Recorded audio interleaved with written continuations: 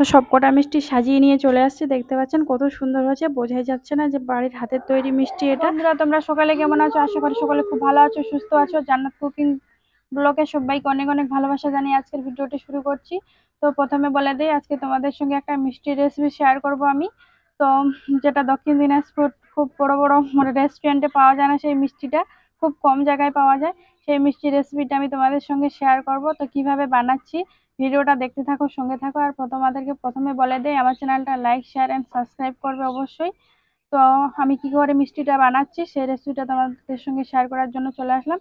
তো অবশ্যই দেখতে থাকো রেসিপিটা। তো মিষ্টি বানানোর জন্য আমি আগে মিষ্টির শিরাটা তৈরি করে নেব বন্ধুরা। তো এক বাটি চিনি নিয়ে নিয়েছি এখানে আমি। তো চিনিটা দিয়ে দিলাম।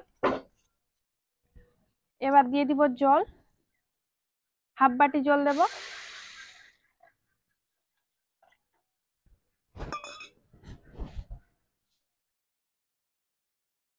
ফুটিয়ে নিব, শিরাটা তৈরি করে নিব ভালো করে। দেখতে পাচ্ছেন আমার মিষ্টির শিরাটা রেডি হয়ে গেছে। এই যে শিরাটা একদম, একটু আমি চেক করে নিই। এই যে একদম আঠালো ভাব চলে আসছে। তো এবার এটা আমি লাভিয়ে নিব। তো আমি একটা লেবুর টুকরো নিয়ে নিয়েছি, আর এখানে 2 থেকে 3 ফোঁটা দিয়ে দিব। এটা দিলে কি হবে, এটা দিলে মানে চিনিটা দানা বেঁধে যাবে না, সে কারণে কিন্তু দিয়ে দেওয়া। দিয়ে এবার আমি এটা সাইড করে রেখে দিব। এখানে আমি লিকুইড দুধ নিয়ে নিয়েছি 1.5 লিটার। যে লিকুইড দুধটা হয় প্যাকেটের আমুল দুধ, সেই দুধটা আমি নিয়ে নিয়েছি 1.5 লিটার। আপনার চাইলে গরুর দুধ নিতে পারেন, তো গরুর দুধ নিলে খুব বেশি ভালো হয় সব থেকে। তো গরুর দুধ আমি পাইনি, তাই আমি লিকুইড দুধটা নিয়ে নিয়েছি। তো এখানে আমি 1.5 লিটার নিয়েছি, এটা আমি দিয়ে দিব কড়াইতে। তো আমি দুধটা একদম ভালোভাবে ফুটিয়ে জাল করে নিব। আর যখন এটা কমে যাবে তখন এর মধ্যে দিয়ে দিব আমি গুঁড়ো আমুল দুধ, কারণ এটা আমি একটা দুধের মানে ক্ষীর বানাবো। দুধটা আমি জাল করে ভালোভাবে ফুটিয়ে নিয়েছি, আর অনেকখানি কমে গেছে। তো এখান থেকে আমি 3 থেকে 4 চামচ তুলে নিব দুধ। তো দুধটা আমি তুলে নিচ্ছি, কারণ এখানে যে গুঁড়ো দুধের প্যাকেটগুলো নিয়েছি, আমুল দুধের প্যাকেটগুলো গুঁড়ো দুধ, সেটা আমি এবার মিশিয়ে নিব। তো এই যে বাটিটাতে দেখতে পাচ্ছেন আমি দুধটা নিয়ে নিয়েছি। এবার আমি গুঁড়ো যে দুধটা আছে, পাউডার দুধটা, সেটা আমি ভালোভাবে মিশিয়ে দিব। দিয়ে একটু নাড়াচাড়া করে আবারও একটা প্যাকেট দিয়ে দিব এর মধ্যে। আমি দুটো মানে প্যাকেট নিয়েছি, তাহলে ক্ষীরটা খুব ভালো হবে, একটু ঘন হবে, সে কারণে কিন্তু আমি দুধটা দিচ্ছি। আপনারা চাইলে একটা দিতে পারেন। তো এবার দুধটা আমি আরো জাল করে নিয়েছি অনেকখানি, দেখতে পাচ্ছেন আরো কমে গেছে আমার দুধটা, জাল করে ফুটিয়ে নিয়েছি। এবার আমি যে গুঁড়ো দুধটা, আমুল দুধ আর লিকুইড দুধটা মিশিয়ে রেখে দিয়েছিলাম, আমি ওই দুধটা ঢেলে দিলাম একদম। দিয়ে এটা আমি ভালোভাবে জাল করে ফুটে একদম ক্ষীর তৈরি করে নিব, দুধের ক্ষীর বানিয়ে নিব। তো দেখতে পাচ্ছেন কত ঘন হয়ে গেছে ক্ষীরটা আমার। তো এটা কিন্তু ঠান্ডা হলে আরো ঘন হয়ে যাবে। তো এটা আমি এবার লাভিয়ে নিব, বন্ধ করে দিব জালটা, দিয়ে ঠান্ডা করে নিব। এখানে আমি একটা পরিষ্কার বাটি নিয়ে নিয়েছি, আর সেই বাটির মধ্যে দিয়ে দেবো 3 চামচ ঘি। তো আমি এখানে কি মানে কেনা যে ঘি পাওয়া যায় সেটাই ব্যবহার করছি, মানে নিচ্ছি। তো আপনারা চাইলে বাড়ি তৈরি করা ঘি নিতে পারেন। 3 চামচের মতো আমি ঘি দিয়ে দিয়েছি, এখানে 3 চামচ ঘি দিয়েছি। এবার বরফ লাগবে আমার, এই বরফ দিয়ে এবার আমি ফেটিয়ে নিব এইভাবে, একদম মাখনের মতো করে নিব। যতক্ষণ মাখনের মতো না হবে ততক্ষণ এইভাবে নাড়াতে থাকবো। তো এইভাবে আমি ঘুষাতে থাকবো। দেখতে পাচ্ছেন আমার মাখনের মতো হয়ে আসতেছে, আরো একটু সময় লাগবে। তো এইভাবে আমি ঘুষবো এটা। দেখতে পাচ্ছেন একদম পুরো বাটারের মতো হয়ে গেছে। আর জলটা কিন্তু আমি ফেলে দিয়েছি, জল রাখিনি। তো এবারে আমি এখানে আটা মিশাবো একটু করে। এখানে আমি ময়দা আটা নিয়ে নিয়েছি, অল্প অল্প করে মেশাবো এইভাবে।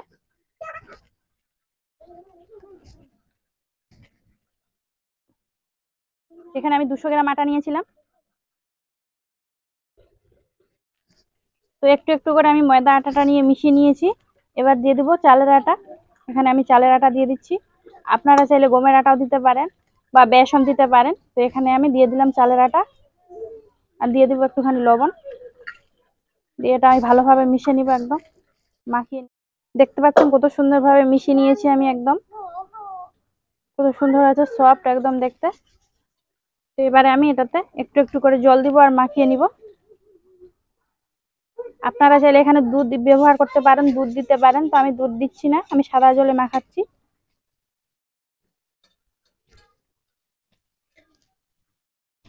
এভাবে আমি মাখিয়ে নিব। আবার একটু জল দিব অল্প করে,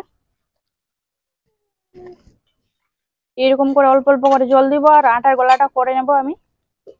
তো অল্প অল্প করে একদম জল দিতে হবে আর এইভাবে আটার গোলাটা ভালোভাবে মাখিয়ে নিতে হবে। করে জল দিব আর এইভাবে আটার গোলাটা করে নিব। তো আপনারাও কিন্তু একইভাবে করবে, একটু করে জল দিবে অল্প অল্প করে, আর বেশি জল দেবে না একসঙ্গে। আর এই যে গোটা গোটা ভাবটা আছে, এটা কিন্তু ভালোভাবে একদম ভেঙে দিতে হবে, একদম ভেঙে দিতে হবে।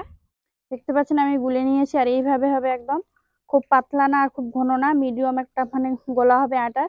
আর আমার আটার গোলার মধ্যে একদম গোটা গোটা ভাবটা নেই, দেখতে পাচ্ছেন একদম গোটা ভাব না থাকে, গোটা ভাব থাকলে কিন্তু ভালো হবে। তো আটার গোলাটা আমার একদম পুরো রেডি হয়ে গেছে, দেখতে পাচ্ছেন এখানে একটা গোল চামচ নিয়ে নিয়েছি আমি এরকম। তো এই চামচটা দিয়ে আমি বানাবো, আপনারাও এরকম একটা নিয়ে নেবেন গোল চামচ, দেখতে পাচ্ছেন। তো এটা দিয়ে তৈরি করব আমি মিষ্টিটা। আর মিষ্টি বানানোর জন্য কিন্তু আমার একটা এরকম রিং লাগবে। তো আমি রিং নিয়ে নিয়েছি, দেখতে পাচ্ছেন এই যে একটা গোল রিং নিয়ে নিয়েছি।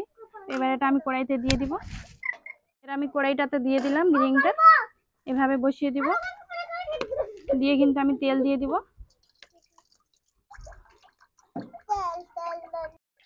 আর তেল কিন্তু একদম হাফ করে দিতে হবে রিংটা, দেখতে পাচ্ছেন একদম নিচ থেকে আসে। আর যখন আমি মিষ্টিটা মানে ছাড়বো, আটার গোলাটা দিব, তখন কিন্তু এটা উপরে উঠে আসবে। ওই জন্য কিন্তু আমাদেরকে একদম খেয়াল রাখতে হবে যেন তেলটা একদম হাফ বরাবর থাকে, নিচে পর্যন্ত থাকে আর উপরে অনেকখানি ফাঁকা থাকে, সেই অনুযায়ী কিন্তু তেল দিতে হবে। পরে লাগলে হয়তো তেল দেওয়া যাবে, কিন্তু এইভাবে পিঠাগুলো ভাজতে হবে। তেল গরম হয়ে গেছে, এবার তেলের মধ্যে দিয়ে দিব আমি আটার গোলাটা, আর ঠিক মাঝখানে ছাড়তে হবে এইভাবে, আর অল্প অল্প করে দিতে হবে, একদম অল্প অল্প করে।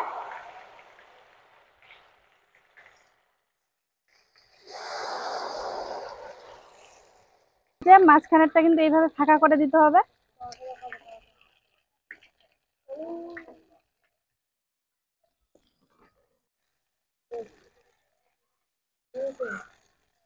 আবারও কিন্তু দিতে হবে একটু করে, একদম অল্প করে দিতে হবে। আর এইভাবে কিন্তু জালটা একদম হাই করে রাখতে হবে, কম করলে কিন্তু নিচে লেগে যাবে, বারবার বলছি।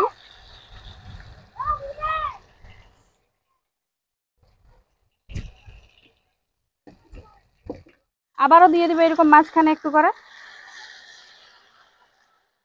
আর মাঝখানে দিতে হবে এটা।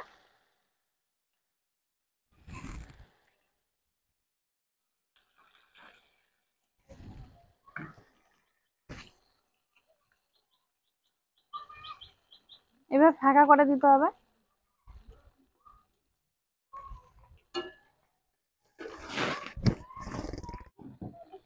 তো জালটা একটু কম করে দিতে হবে এরকম করে। এখন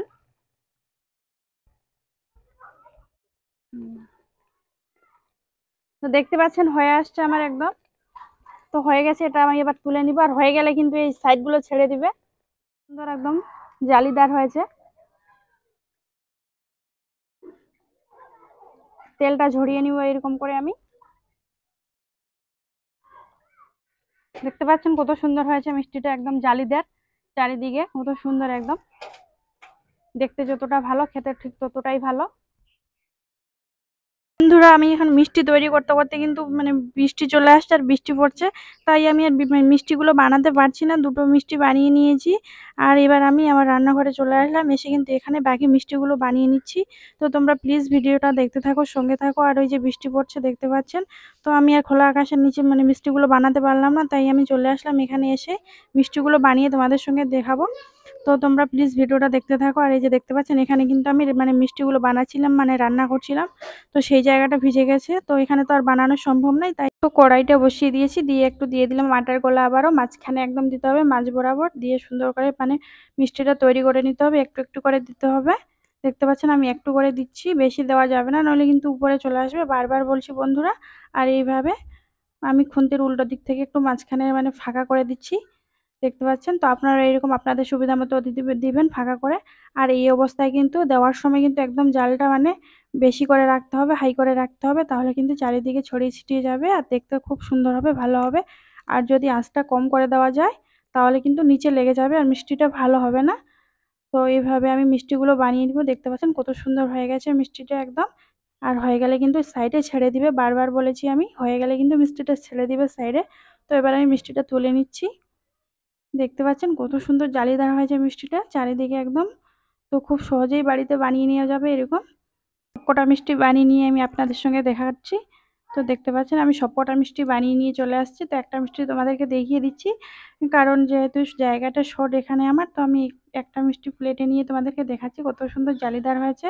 আর খেতে কিন্তু খুব ভালো।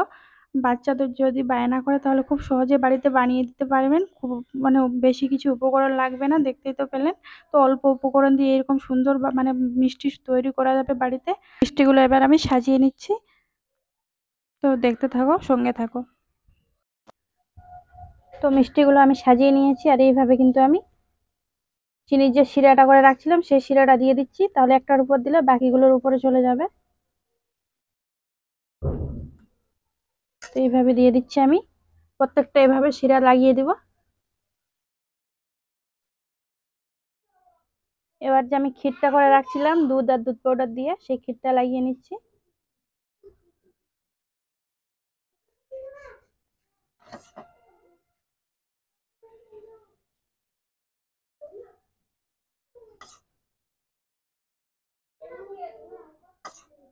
এইভাবে লাগিয়ে নিব, প্রত্যেকটাতে এইভাবে লাগিয়ে নিব আমি।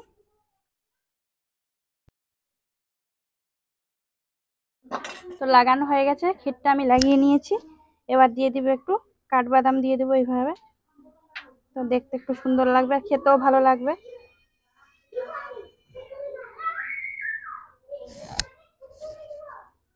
আর দিয়ে দেবো কিশমিশ। এইভাবে কিন্তু আমি প্রত্যেকটা সাজিয়ে নিচ্ছি, সাজিয়ে তোমাদেরকে দেখা। তো সবকটা মিষ্টি সাজিয়ে নিয়ে চলে আসছে, দেখতে পাচ্ছেন কত সুন্দর হয়েছে। বোঝাই যাচ্ছে না যে বাড়ির হাতের তৈরি মিষ্টি এটা, মনে হচ্ছে কোনো রেস্টুরেন্ট থেকে এক্ষুনি নিয়ে আসে একদম মিষ্টি তৈরি করে। তো দেখে যতটা সুন্দর খেতেও ঠিক ঠিক ততটাই কিন্তু ভালো সুস্বাদু। আপনারা অবশ্যই আপনাদের বাড়িতে তৈরি করে বাচ্চাদের খাওয়াতে পারেন। একবার খেলে যে কোনো বাচ্চা খুব মানে একদম পাগল হয়ে যাবে, আবারও দ্বিতীয়বার খেতে চাইবে। তো দেখতে পেলেন বন্ধুরা, তো এই বৃষ্টির মধ্যে আমি মিষ্টিগুলো তোমাদের সঙ্গে বানিয়ে শেয়ার করে দেখালাম। তো আমার মিষ্টির ভিডিওটি কেমন লাগলো অবশ্যই আমাকে কমেন্ট করে কমেন্ট বক্সে জানাবে। আর আমার ভিডিওটা ভালো লেগে থাকলে অবশ্যই সাবস্ক্রাইব করে আমার পাশে থাকবে। দেখা হচ্ছে পরের ভিডিওতে, ভালো থাকবে।